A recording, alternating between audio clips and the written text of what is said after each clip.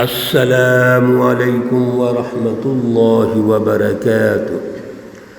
اعوذ باللہ من الشیطان الرجیم، بسم اللہ الرحمن الرحیم۔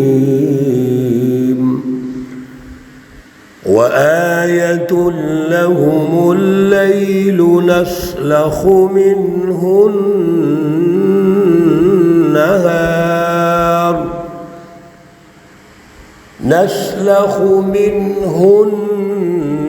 النہار فإذا هم مظلمون۔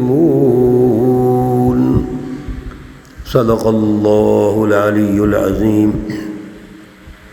اللہم صل علی سیدنا ومولانا محمد النبی الأمی وعلى آلہ واصحابہ وبارک وسلم وصلی علیہ۔ معزز سامعین و سامعات، سورۃ یاسین پارہ نمبر 23 آیات مقدسہ نمبر 36 تا 40 ہیں۔ اللہ رب العزت ان آیات کا فہم اور شعور عطا فرمائیں اور عمل کی توفیق اور صلاحیت عطا فرمائیں۔ وآیۃ لہم اللیل، ترجمہ پہلے توجہ سے سن لیجئے۔ اور نشانی لہم ان کے لیے، اللیل رات ہے، اور ایک نشانی ان کے لیے رات بھی ہے۔ نسلخ منہ النہار، نسلخ ہم کھینچ لیتے ہیں اس سے دن کو، فَإِذَا هُمْ مُظْلِمُونَ، پس وہ اندھیروں میں رہ جاتے ہیں۔ وَالشَّمْسُ، اور سورج، تَجْرِي لِمُسْتَقَرٍّ لَهَا، چلتا ہے اپنے طے شدہ راستے پر، ٹھکانے پر۔ ذَلِكَ تَقْدِيرُ الْعَزِيزِ الْعَلِيمِ، یہ اللہ کا ایک طے شدہ نظام ہے جو غالب ہے، العزیز زبردست، غالب، العلیم سب چیزوں کو جاننے والا ہے۔ والقمر، اور چاند، قدرناہ، ہم نے طے کر دیں اس کے لیے، منازل، منزلیں، اس کی منزلیں ہم نے طے کر دیں۔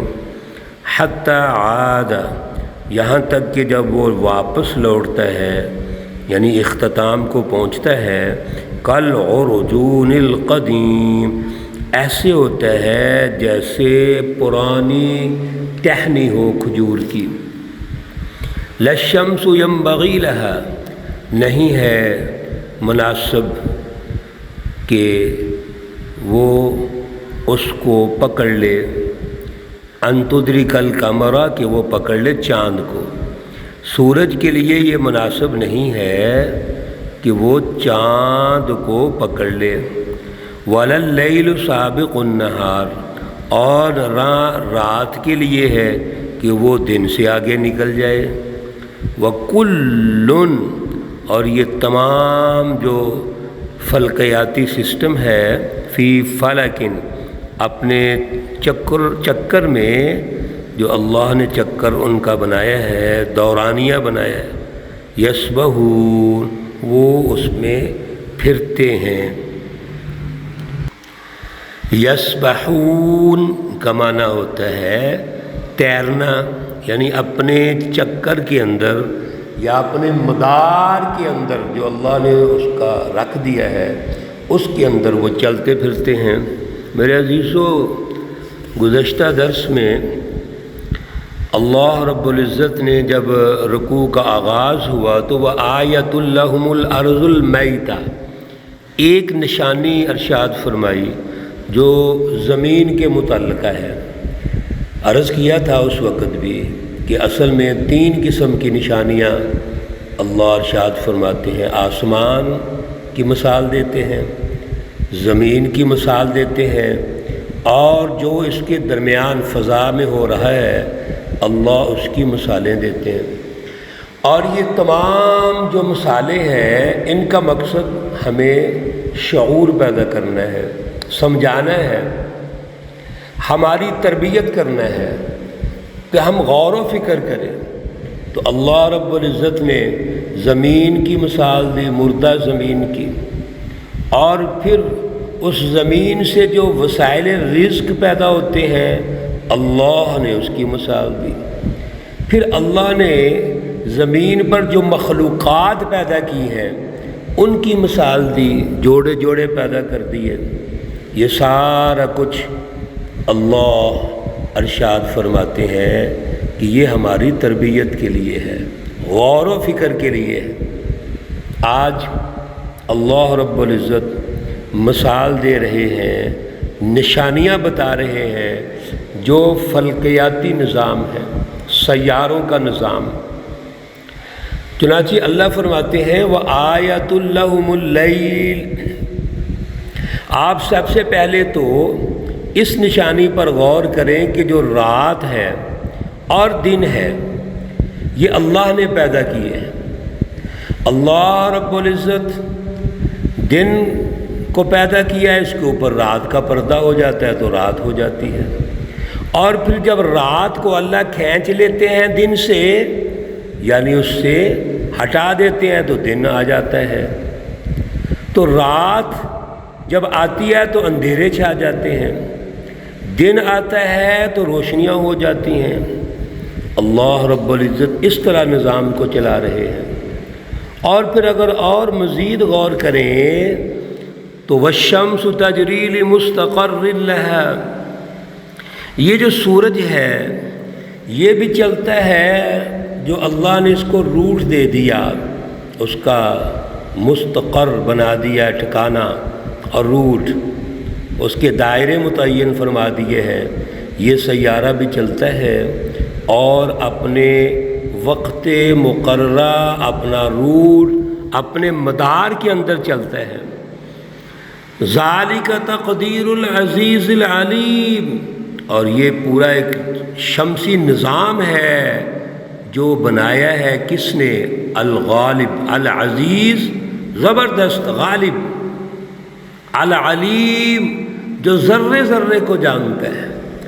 یہ اللہ رب العزت جانتے ہیں کہ سورج اور اس کا پورا جو شمسی نظام ہے، اس شمسی نظام کے ذریعے سے اللہ نے کائنات اور کائنات کی تمام مخلوقات کو کیسے فائدہ پہنچانا ہے۔ سورج کی ایک سلطنت ہے جو دن پر ہے، اسی طرح پھر چاند کی ایک سلطنت ہے، والقمر قدرناہ، اور چاند ہے کہ ہم نے طے کر دیے ہیں منازل، اس کی منزلیں۔ اللہ نے چاند کی منزلیں طے کر دیں، تقسیم کر دیا، ان کا روٹ بنا دیا۔ 28 دن یا 29 دن کے بعد چاند جو ہے ایک مہینہ گزرتا ہے تو پھر کیا ہوتا ہے؟ حتی عاد، یہاں تک کہ وہ واپس آ جاتا ہے۔ اور کیسے ہوتا ہے؟ کل عرجون القدیم، جیسا کہ ایک پرانی ٹہنی ہوتی ہے۔ جس طرح ایک کھجور کی کوئی ٹہنی ہو اور ہو بھی پرانی، 2-3 سال زیادہ گزر چکے ہوں، تو اس کو آپ دیکھیں گے تو بالکل باریک ٹہنی ہو جائے گی۔ تو چاند اور سورج، ان کا جو سسٹم ہے، ایک شمسی نظام، قمری نظام، وہ اللہ رب العزت نے طے فرما دیا ہے۔ اور پھر لَلشَّمْسُ يَنبَغِي لَهَا، سورج کے لیے یہ مناسب نہیں ہے، اس کے یہ لائق نہیں، وہ کر ہی نہیں سکتا ان تدرک القمر، کہ وہ چاند کو پکڑ لے۔ اب دیکھو چاند کا ایک سسٹم ہے جو قمری نظام ہے، جو اس کا روٹ بنا دیا اللہ نے، وہ آہستہ آہستہ بڑا ہوتا ہے، جوانی پہ پہنچتا ہے، 14ویں رات کا چاند ہو جاتا ہے، اور پھر گھٹنا شروع ہو جاتا ہے۔ اور کتنا گھٹتا ہے؟ کل عرجون القدیم، لیکن یہ ممکن نہیں ہے کہ سورج اور چاند جو اپنے اپنے مدار کے اندر چل رہے ہیں تو کسی ایک دوسرے کے حوالے سے کوئی مسئلہ پیدا کر دے، کوئی پکڑ لے اس کو جا کے۔ اسی طرح وَلَلَّيْلُ سَابِقُ النَّهَارِ، اور نہ جو رات ہے وہ دن سے آگے نکل سکتی ہے۔ تو اللہ رب العزت نے فلکیاتی نظام، رات اور دن کا جو نظام ہے، اللہ رب العزت ایک دوسری جگہ ارشاد فرماتے ہیں ان فی اختلاف اللیل والنہار، یہ رات اور دن کی جو تبدیلی ہے لآیات لأولی الابصار، یہ جو غور و فکر کرنے والے ہیں ان کے لیے نشانیاں ہیں۔ میرے عزیزو، یہ اللہ کی نشانیاں ہیں۔ وَكُلٌّ فِي فَلَكٍ يَسْبَحُونَ، یہ جتنا فلکیاتی نظام ہے وہ اپنے اپنے دائرے میں، اپنے اپنے روٹ پر جو اللہ نے طے کیا ہے وہ تیر رہے ہیں، چل رہے ہیں۔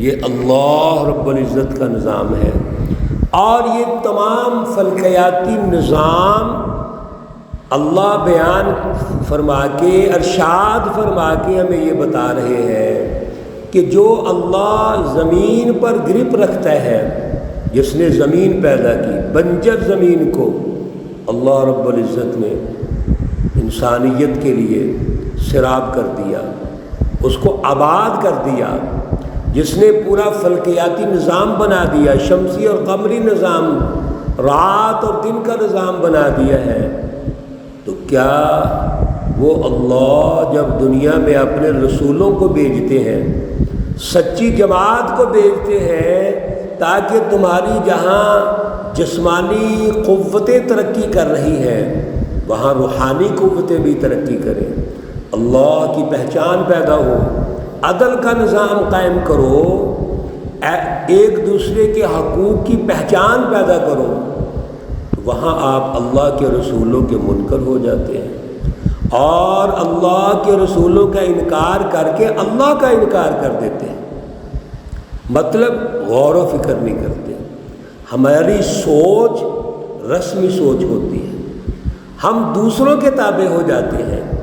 اس لیے ان تمام نشانیوں کا مقصد اللہ کی پہچان ہے، اللہ کی مخلوقات کی پہچان ہے، اللہ کا جتنا سسٹم ہے اس کی پہچان ہے، اور اس کے پیچھے ایک ہی ویژن ہے کہ یہ اللہ کا ایک کارخانہ قدرت ہے، اللہ کا ایک نظام ہے، اور اللہ یہ چاہتے ہیں کہ دنیا کے اندر اس کی رٹ قائم ہونی چاہیے۔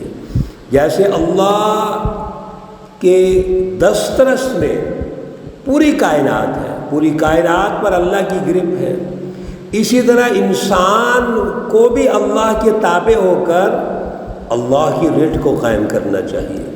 اللہ ہمیں توفیق عطا فرمائے۔ اللہ رب العزت تمام بیماروں کو شفائے کاملہ عاجلہ مستمرہ عطا فرمائے۔